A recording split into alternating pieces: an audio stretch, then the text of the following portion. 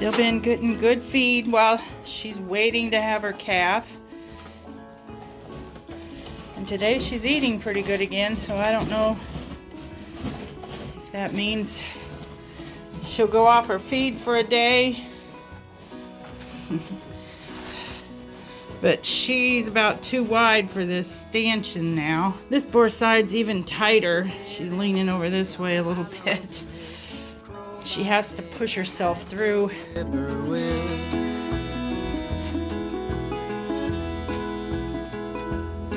I used to live in the country on a high lonesome hill. Crow by day and by night the whippoorwill. We keep the hay in here so that we can get to it easy. It's just right over here by the cow barn, so it's not as far as the other place that we have it stored. And there's Cora peeking around the corner. I gave her some oat hay today and she sure is liking it. But I'm satisfied, tickled too, just to be with you.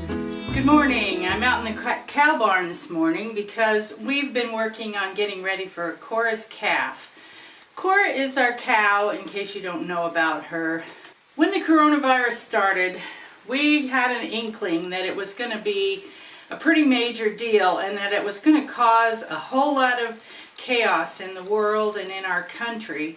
And we wanted to be a little bit prepared by having food that we could easily get. And a cow was one of those ways. We've had a cow twice other times in our life together that we milked, and I still wanted one, even though I didn't really want to have to go through all the responsibility of owning a cow that you have to milk twice a day.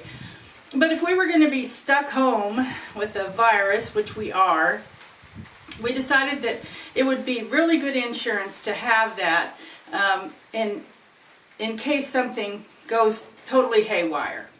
And we started looking and we found one really quick from an Amish man nearby who had her. She had a calf that they kept because it was old enough, but she was freshly bred.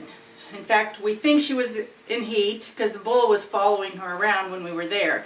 And so from the day that I thought she was in heat real good, I counted forward and came up with the date of the 13th of December, that week being the day she would be due. Today is actually the 3rd, and we're pretty convinced that she's very close to labor. So let me show you what we've been doing to get ready for the calf. With the help of our son, who lives on the property here with us, we built this little milking barn, I guess we'll call it, for her, mostly out of reclaimed things that had been around here for a long time. When you live on a homestead for a long time, you just kind of collect things, and so that's always comes in handy. And with the fencing, we had a whole bunch of hog panels and cattle panels and a whole lot of old fence posts, so we were able to fence in a pretty good area for her. We still want to work on that and make it better. But what we've been doing just recently is doing more on the cow barn to get it ready. This double door over here on your right was built when we built the barn because we needed to keep the cow in. But until yesterday, that opening right there was open. And so yesterday, old guy and I spent way too long putting together this door that will close up that gap and keep the warmth in for the calf and keep the cow locked in if we want to. I think this little barn area is like 24 by 20. And this end over here, in this past week, we have partitioned it off with some up and down boards and then some slats across to make a pretty good little corral, I'll call it, because I don't know what else to call it, but a pen for the calf to stay in. We'll probably keep it confined for now and let it nurse twice a day after we get milk that we want. Now, we tried to space these slats far enough apart that the calf can't get its head through and nurse. We made most of them about 6 inches apart, but right down here where the height of her udder and the calf's head would need to go, we made it a little bit smaller so the calf can't fit its head through there. Again, out of reclaimed stuff that we found in the barn that got put there from working on an old house or whatever. We found these 1x4 boards that have been painted white at some time. I kind of think they might be cedar, but I don't know for sure. And so we put together this gate that we can put the cow in here through this gate and let her nurse the calf in here. And if the plan all goes the way we want it to, we'll just be able to get her back out and keep the calf in there. And let her go out and eat and drink and do whatever she does all day. We built a very simple stanchion in here, just made out of 2x4s and this head gate right here that swivels with a big bolt here that fits in there so she can't get her head out while we're milking her, and her feed box is down here. And I sit on one side and old guy sits on the other side and we can milk, and she's stuck right there and can't get away. When we let her out this morning from over there, I had feed in my hand and she came right in here and ate.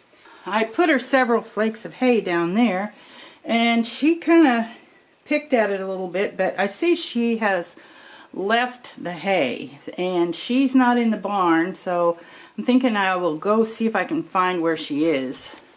After being locked up all night, I'm sure she needs a drink. And I spy her over here.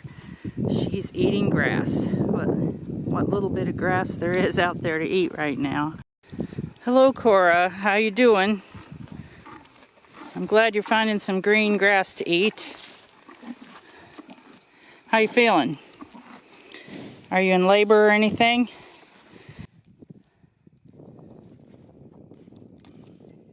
Her udder's pretty filled out. Her teats are tight. So I think it can't be very long. Oh, she grabbed the strap of my camera and tried to pull it out of my hands, you bad girl. You're gonna do it again too, aren't you? But she is really big and she's really swollen behind. And I think it can't be bad. Can't be long.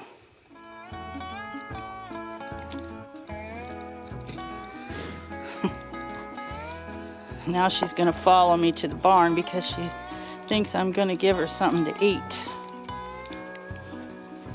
But I don't have anything to... No!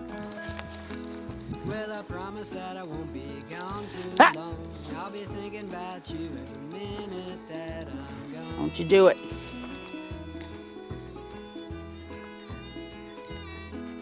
Well, I promise that I won't be gone too long. I'll be thinking about you every minute that I'm gone.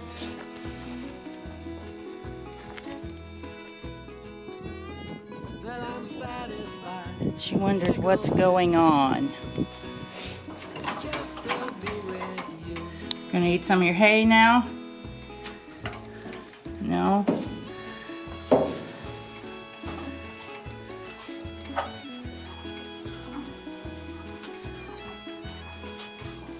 Okay, Cora, I'm glad to see you're still doing fine.